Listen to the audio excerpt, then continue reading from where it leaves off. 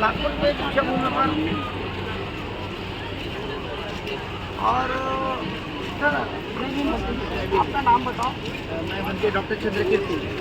चंद्रकीर्ति मतलब मुझे ये बताओ सर कि डॉक्टर बाबा साहब अम्बेडकर ने 14 अक्टूबर 1956 को यहाँ पर दीक्षा दी, लेकिन बौद्ध समाज में जो 22 प्रतिज्ञा बाबा साहब ने की है वो 22 प्रतिज्ञा का पालन बरोबर नहीं हो रहा है, क्या बताओगे आप?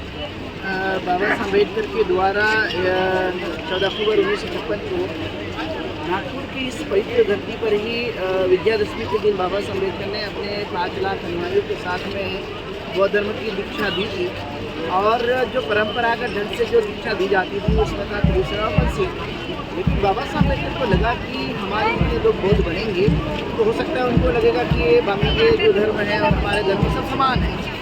इसलिए बाबा साहब अम्बेडकर ने क्या किया कि 22 प्रतिज्ञा दी और 22 प्रतिज्ञा देकर उन्होंने कहा कि जिन आस्थाओं को हम मान रहे थे, जिन देवी देवताओं को मान रहे थे, जिन भगवान के पीछे हम आडम्बर और पाखंड जैसी चीज़ों को हम मानते थे और जाति के नाम पर जो पुरोहित बनाए गए थे उनको हम मानते थे। तो बाबा साहब अम्बेडकर की धारणा थी कि ये हमने इसको नहीं माना चाहिए। तो आज वर्तमान के लिए जब हम देखते हैं कि 22 प्रतिज्ञा कितनी मानी जाती है तो हम कह सकते हैं कि पूरा नगण्य तो नहीं है, लोग अभी भी उसकी प्रैक्टिस करते हैं।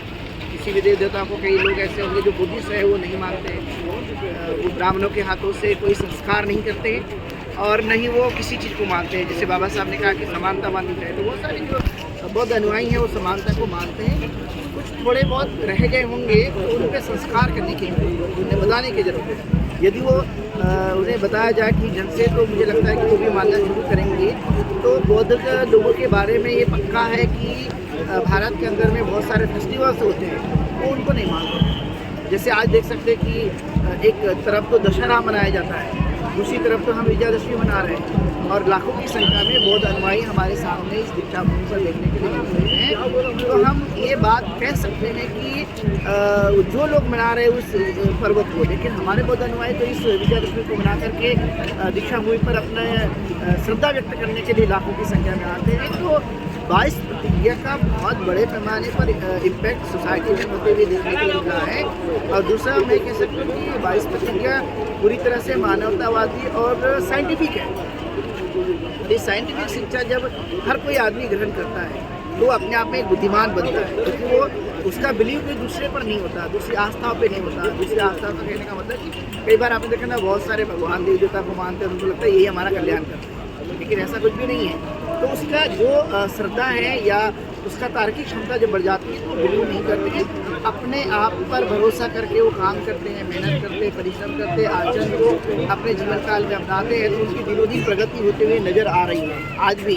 तो हम कह सकते हैं कि बाबा साहब अम्बेडकर की 22 प्रतिज्ञा से समाज के लोगों में काफ़ी बड़ा अंतर देखने के लिए मिला है। और इस देश के अंदर में लगभग 84-85 लाख लोग ऐसे हैं जो हैं बने हुए सरकारी रिकॉर्ड पर। ऐसे तो बहुत संख्या में करोड़ों हैं और वो करोड़ बहुजन समाज के लोग जो है आज भी ऐसी कोई काल्पनिक शिक्षाओं पर, काल्पनिक विचारों पर वो कोई बिलीव नहीं करते। वो 22 प्रतिज्ञा को मानने के लिए लगातार प्रयत्न करते हैं। दूसरा प्रश्न ये है सर कि बाबा साहब ने मैं भारत बौद्ध में करूँगा ऐसा कहा था, इसके बारे में आप क्या बताओगे?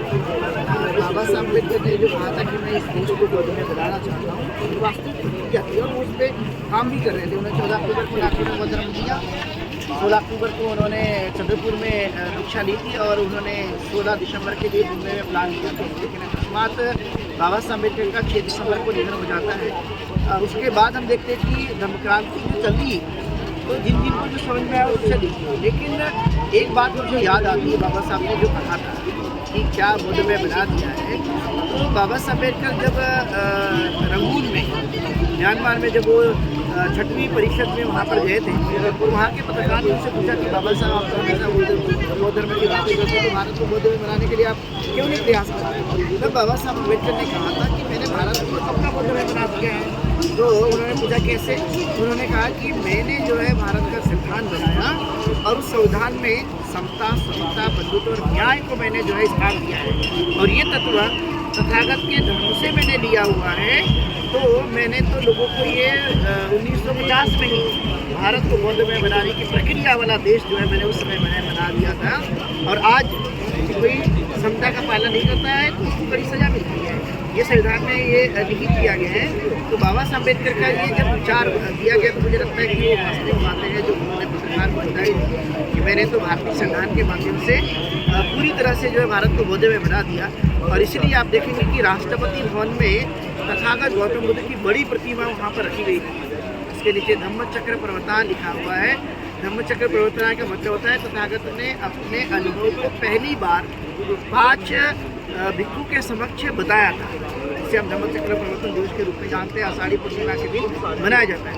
ऐसी कई सारी बातें जो तथागत गौतम बुद्ध से उन्होंने दी थी। भारत में लोकतंत्र, वो कहते हैं कि मैंने लोकतंत्र जो लिया है वो लोकतंत्र भी मैंने भिक्षु संघ के जो जीवन शैली है, वो जिस तरह से मीटिंगें करते हैं, मिलजुल कर निर्णय लेते हैं, उसके आधार पे मैंने उसकी निर्मित की है। और इसलिए मुझे लगता है कि बाबा साहब अम्बेडकर ने भारतीय संविधान के माध्यम से बौद्धमय भारत बनाया, लेकिन जनमानस के माध्यम से दीक्षा लेकर के बाबा साहब अम्बेडकर ने इसी धरती पर दीक्षा भूमि पर ये प्रयत्न करके और उनके अनुयायियों ने बड़े पैमाने पर जो है इस काम को करते हुए नजर आया। लेकिन अभी वर्तमान में पूरा भारत बौद्धमय नहीं है, क्योंकि भारत एक धर्मनिरपेक्ष राष्ट्र है जहाँ पर हर एक धर्म को संविधान ने मान्यता दी हुई है। लेकिन उनके अनुयायी पूरी तरह से संविधान को जब लागू कर देंगे तो भारत बौद्ध में ऑटोमेटिकली होगा। और मुझे लगता है कि आने वाले समय में भारत में जैसे जैसे अन्याय अत्याचार बढ़ेगा वैसे वैसे लोग बौद्ध धर्म की तरफ आकर्षित होंगे,